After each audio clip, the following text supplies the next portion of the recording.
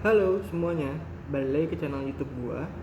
Dan hari ini gue pengen open topik mengenai apa sih langkah-langkah kita untuk membuka usaha yang cocok dengan kita zaman sekarang ini.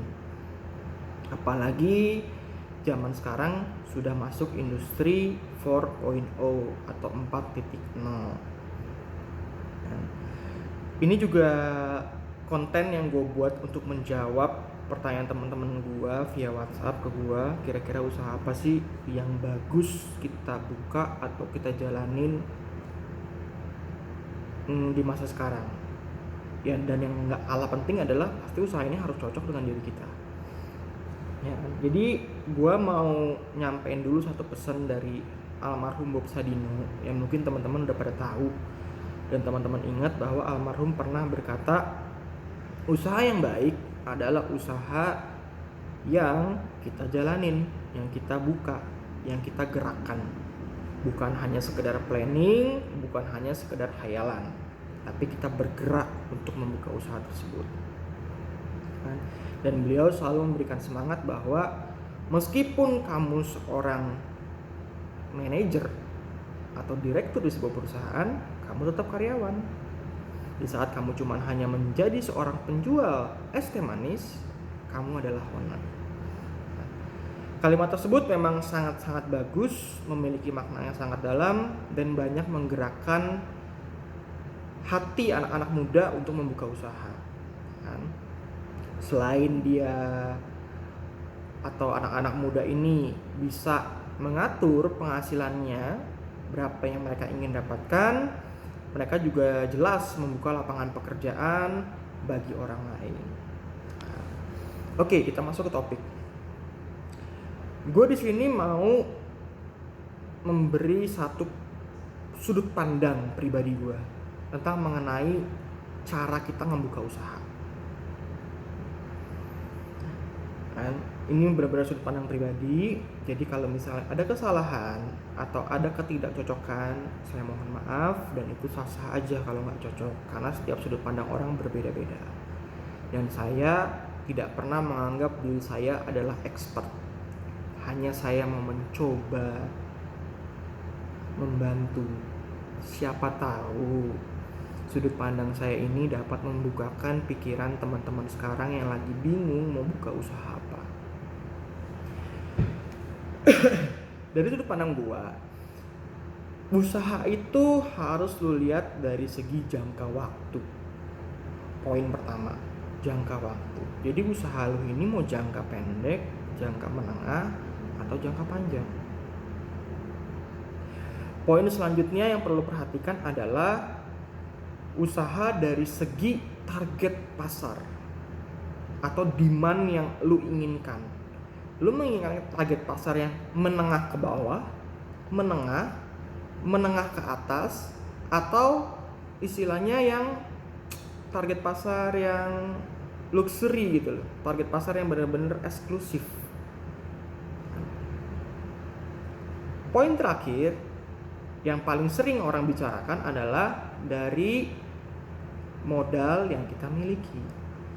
Jadi meskipun kita punya ide besar, kita punya keinginan yang kuat membuka usaha tertentu, kita harus tetap mengukur itu dari kapasitas diri kita. Modal yang gue maksud di sini adalah secara general, artinya secara keseluruhan adalah dari skill, dari modal berupa materi, koneksi, dan lain sebagainya. Jadi bukan hanya modal yang sekedar uang aja, tapi modal secara general. Kita bahas poin per poin. Usaha yang gue bilang tadi adalah usaha menentukan dari segi jangka waktu. Menurut gue kenapa ini penting? Karena lu sendiri harus tahu dulu usaha lu ini adalah usaha jangka pendek, jangka menengah, atau jangka panjang.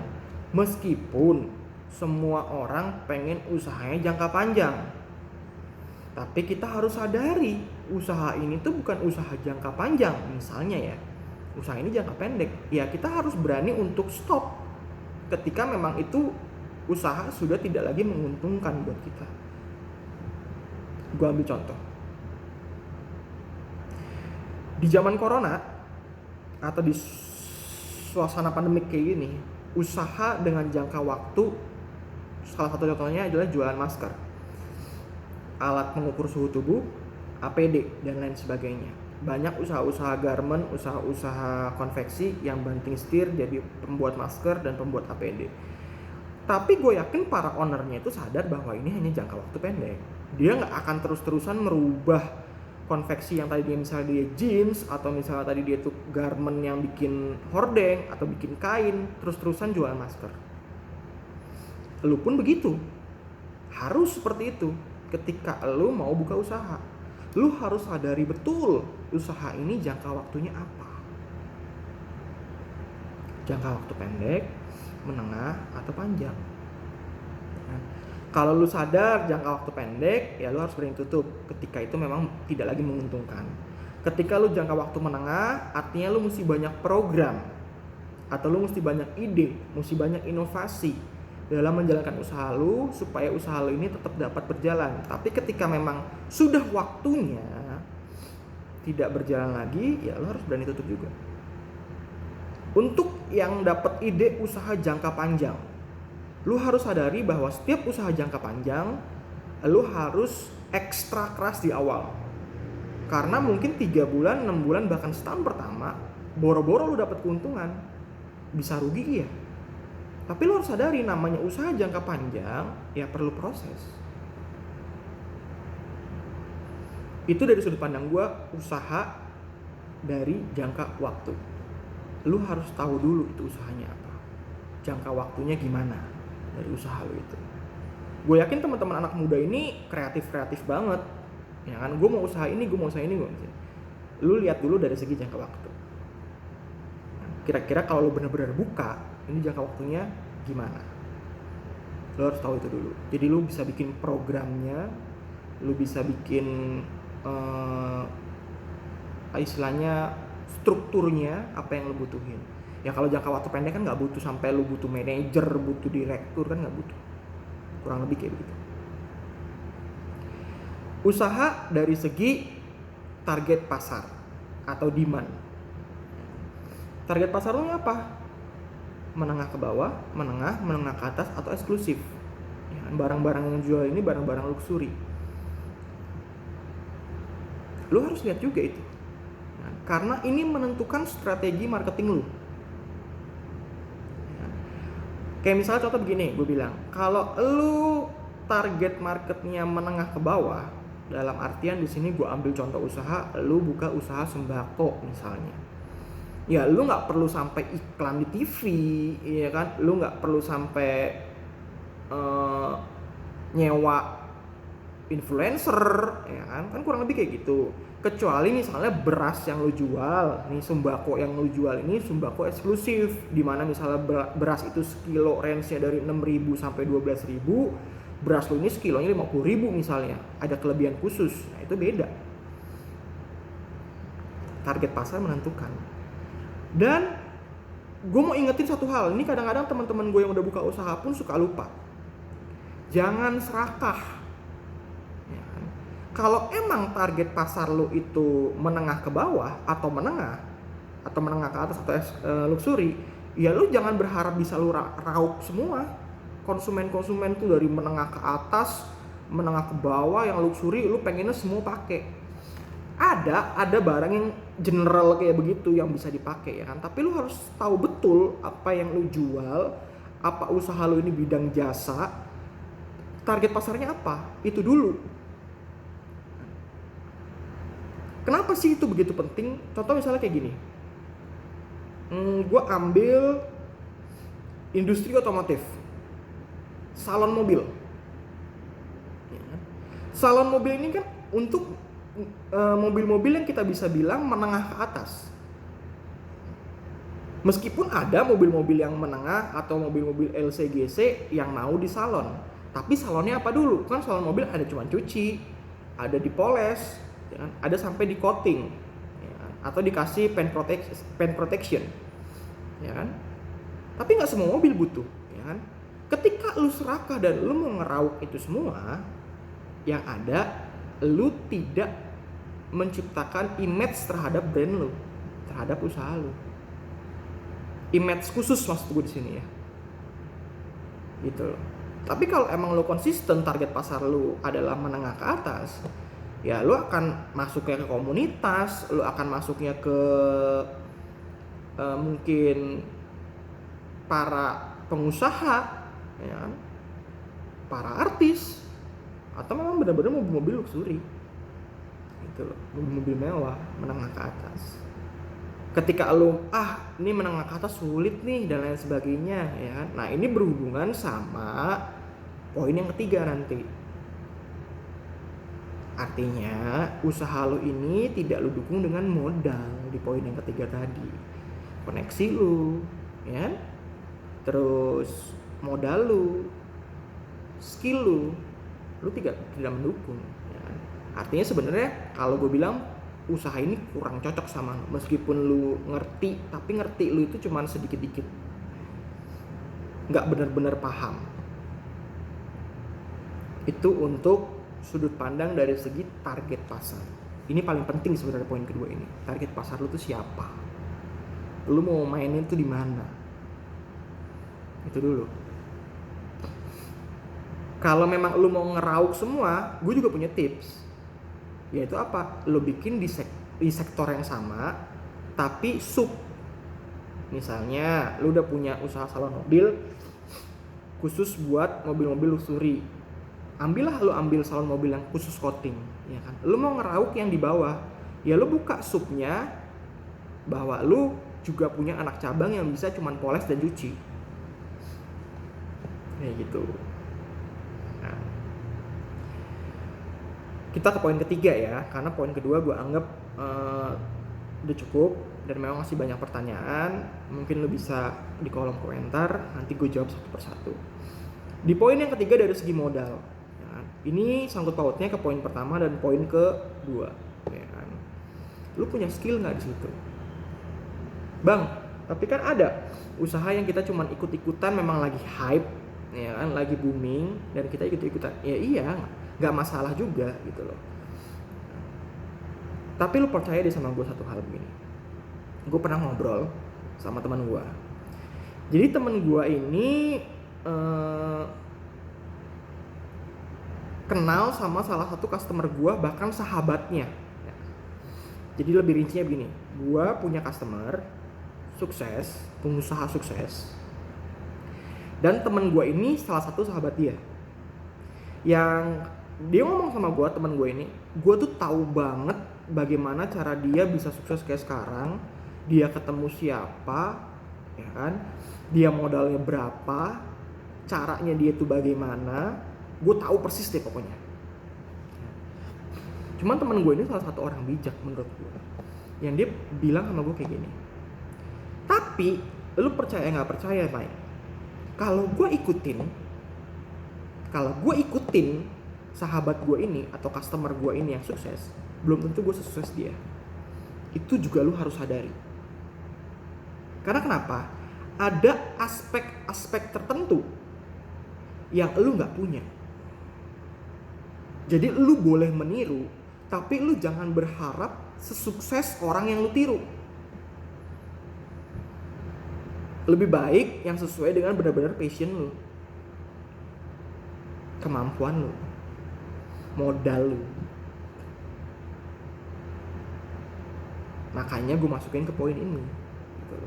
Karena orang Indonesia ini rata-rata kalau buka usaha itu ikut-ikutan. Lagi hype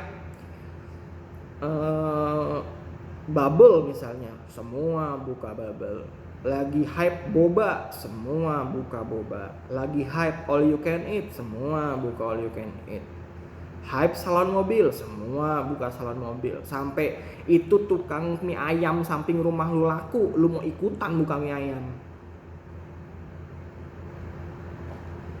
Tapi di situ ada satu aspek atau ada beberapa aspek yang lu nggak punya dari seseorang yang lu lihat ini sukses di bidang tersebut gitu.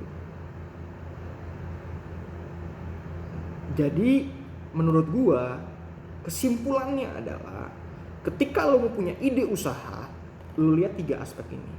Lu tentukan secara spesifik. Oke, gue punya ide A, usaha A, modal gue punya nggak? Ada, cukup. Skill gue punya nggak? Ada, sedikit. Gue bisa panggil orang, kan banyak orang yang suka kayak gitu ya. Itu mah gue bisa panggil orang yang expert di bidang tersebut. Didukung sama dia memang sanggup bayar orang yang expert ini. It's okay. Ya. Jangka waktu usaha gue berapa lama nih? Pendek, ya kan? Pendek itu artian bulanan, setahun, 2 tahun, 3 tahun, itu jangka waktu pendek. Menengah, artinya gue mesti berproses dulu sebentar, baru gue bisa menghasilkan. Atau bener-bener panjang, gue harus mengalami proses panjang, baru gue bisa menghasilkan. Dan target pasar gue apa? Siapa? Gitu. Apa dan siapa? Karena siapa kan orangnya. Apa itu bisa industri, bisa perusahaan, bisa perseorangan. Lo harus tentuin itu.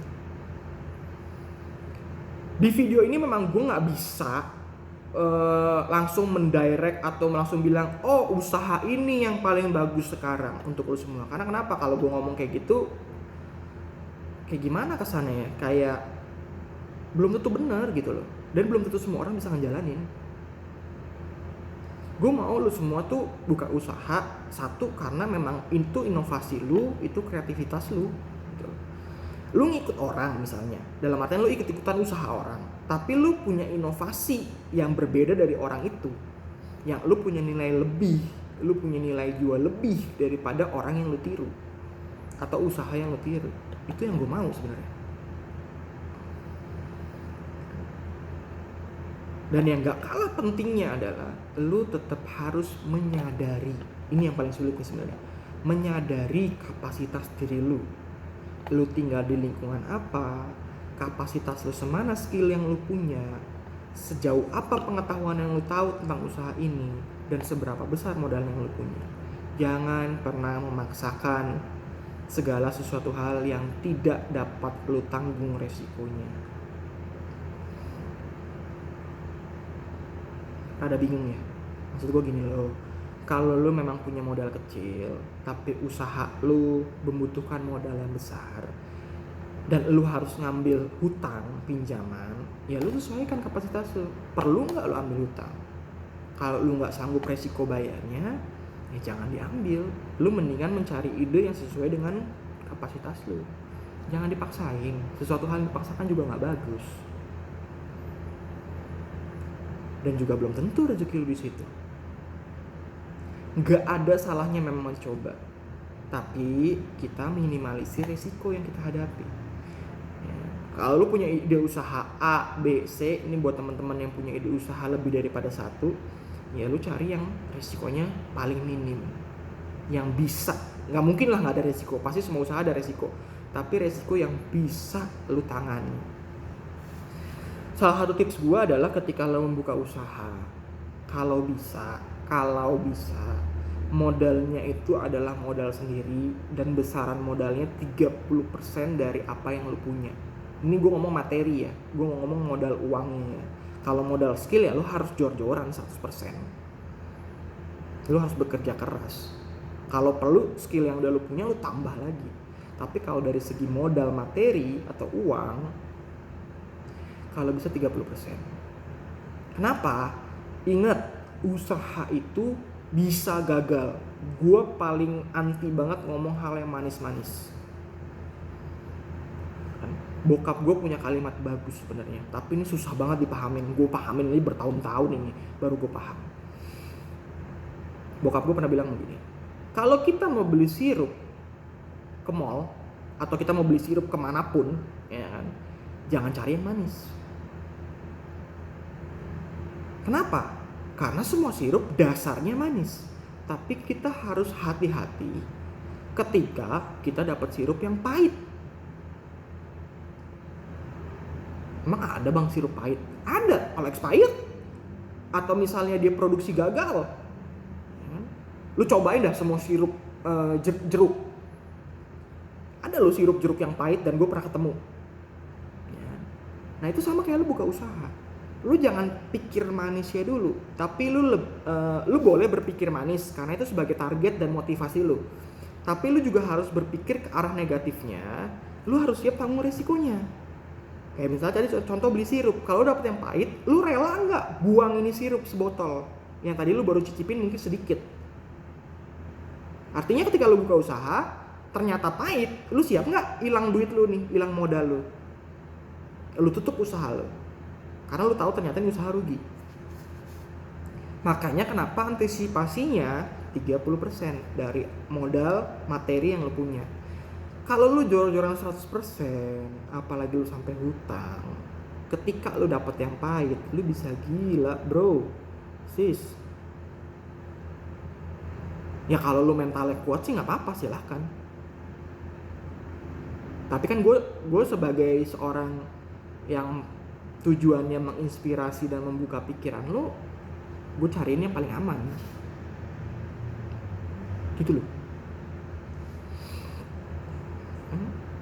Kalau 30% hilang kan lu masih punya 70%.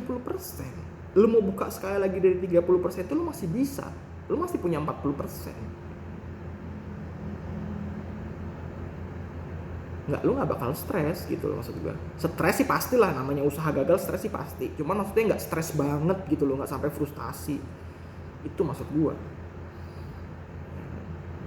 Jadi di video ini tentang usaha ini, ya kan, usaha apa yang bagus. Gue percaya teman-teman punya ide yang mungkin lebih brilian daripada yang ada di otak gue. Meskipun gue juga punya ide. Kenapa nggak gue buka di sini? Bukannya gue pelit, bukan. Janganlah berkonotasi negatif, teman-teman.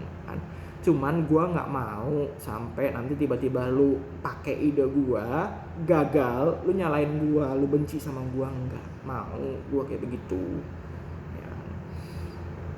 Ya meskipun sah-sah aja.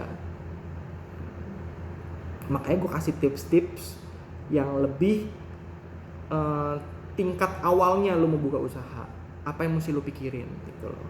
Dari situ nanti lu bisa tentuin usaha yang ada dalam otak lu itu layak nggak dibuka, mampu nggak lu jalanin. Itu aja dulu. Kalau lu mau nanya lebih jelas, ya kan, lu bisa follow IG gua, lu bisa subscribe YouTube gua, lu bisa komen, ya kan.